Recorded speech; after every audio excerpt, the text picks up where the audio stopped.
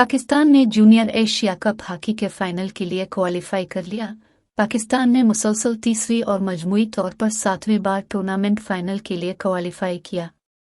Semifinal में पाकिस्तान ने Malaysia को 2 के मुकाबले में 6 गोल से शिकस्त दी।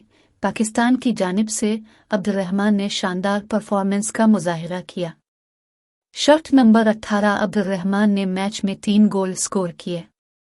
मलेशिया के पीराबू तनराजा ने 2100 मिनट में गोल करके बरतरी हासिल की।